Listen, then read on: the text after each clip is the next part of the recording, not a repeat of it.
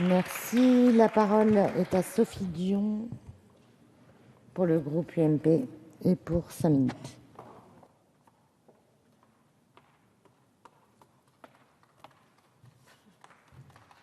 Merci. Oui, c'est mieux. C'est des encouragements. Merci beaucoup. Madame la présidente, monsieur le ministre, madame la présidente de commission, monsieur le rapporteur. Démocratie sociale, certes, mais aussi démocratie parlementaire. Démocratie sociale, je suis très attachée, comme beaucoup d'entre nous, au dialogue social. Je considère que c'est la meilleure méthode d'élaboration de la norme sociale. Et je regrette que l'on passe à côté de la question centrale et essentielle aujourd'hui de réformer profondément le droit de la négociation collective. Vous n'entendez pas les chefs d'entreprise qui attendent vainement et depuis si longtemps que l'on allège le Code du travail en renforçant la liberté de négociation. Démocratie parlementaire, je suis également très attachée à la préservation du rôle du Parlement et je déplore, Monsieur le ministre, les conditions d'examen de ce projet de loi pour lequel vous avez engagé la procédure accélérée. Nous ne sommes pas seulement une chambre d'enregistrement dont le rôle se cantonnerait à valider l'accord national interprofessionnel sur la formation professionnelle, d'autant que votre projet de loi, comme l'indique d'ailleurs son intitulé, va bien au-delà de la transposition dans notre droit de l'accord national interprofessionnel sur la formation professionnelle.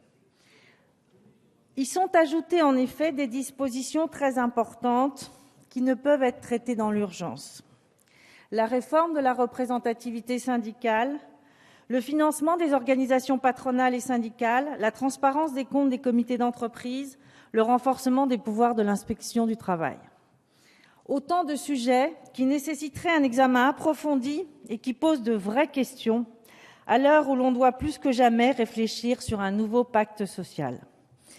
Sur la représentativité patronale, vous écrivez, monsieur le rapporteur, qu'il s'agit, et je vous cite, d'une des réformes les plus attendues dans le Code du travail. Je partage véritablement votre avis. C'est effectivement un sujet de premier plan pour le bon fonctionnement de la démocratie sociale. Savoir quelles sont les organisations qui vont se retrouver autour de la table des négociations collectives, quelle force sera ainsi donnée aux accords conclus.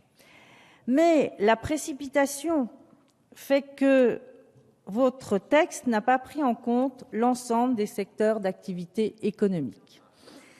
Le dialogue social, vous le savez certainement, vous tous ici, il existe aussi en agriculture, dans le secteur libéral, il existe aussi dans l'économie sociale et solidaire.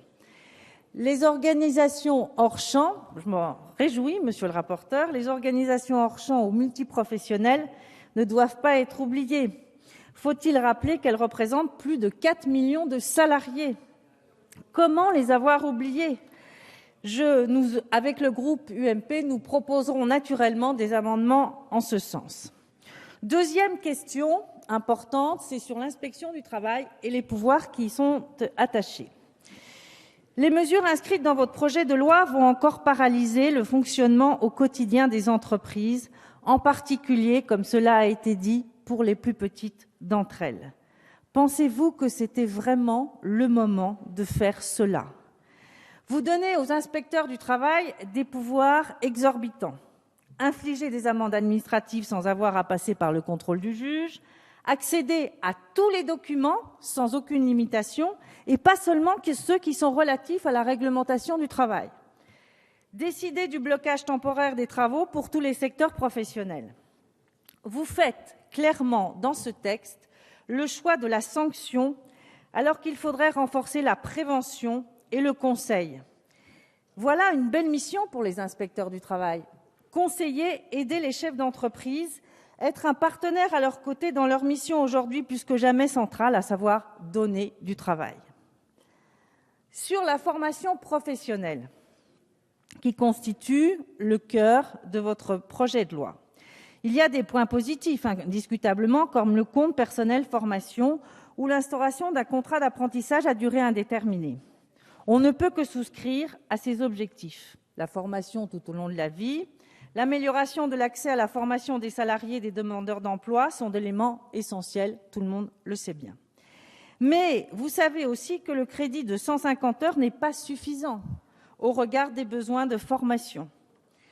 Pouvez-vous nous assurer que la liste, et c'est un autre sujet, que la liste des formations éligibles répondra bien aux besoins des territoires ? La création d'un contrat d'apprentissage à durée indéterminée va dans le bon sens. Cela va permettre aux jeunes d'être sécurisés dans leur avenir professionnel, de pouvoir accéder à un logement, de pouvoir accéder à un prêt bancaire, bref, d'accéder à une vie sociale et à un avenir. Mais ce contrat va-t-il réellement permettre de valoriser et de développer l'apprentissage qui doit, pour nous tous ici, être, encore une fois, une préoccupation constante ? Quelle assurance, et c'est encore une autre question, a aujourd'hui le tuteur maître d'apprentissage ou l'employeur de pouvoir garder à ses côtés au moins un certain temps le salarié qu'il aura formé dans son entreprise ?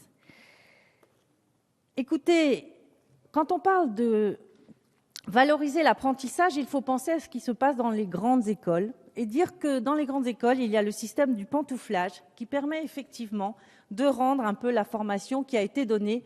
Ce serait aussi un moyen de valoriser cet apprentissage. Alors, sur le financement et la gouvernance de la formation professionnelle, vous élargissez les compétences de la région. Mais vous n'évoquez pas le rôle des organismes consulaires, qui pourtant sont un acteur incontestable sur la formation. Ils sont le deuxième formateur de France et ils connaissent particulièrement bien les besoins des territoires. Pourquoi ne pas les associer au moins au Conseil national de l'emploi, de la formation et de l'orientation professionnelle ? Ce serait une bien juste revendication. Il me semble également nécessaire, dans le cadre du versement de la taxe d'apprentissage, que les entreprises conservent la liberté de choix de l'établissement de formation bénéficiaire. Pouvez-vous nous assurer, Monsieur le ministre, que cela sera toujours le cas ? En conclusion, je vous dirais que ce texte, et je le regrette, et je pense que beaucoup le pensent ici, que ce texte est finalement une occasion manquée. C'est une occasion manquée de mettre en place une vraie politique de l'apprentissage, valorisante pour nos jeunes et gratifiante pour les employeurs.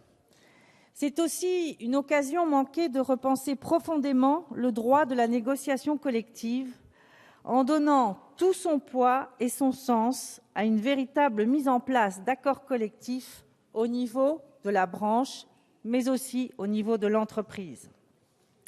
Vous avez manqué de donner sens et vie à la République sociale, telle qu'elle est concentrée et telle qu'elle est reconnue, vous le savez bien, par le préambule de la Constitution de 1946. Et je crois que sur les bancs de cette Assemblée, nous ne devrions que le regretter. Merci.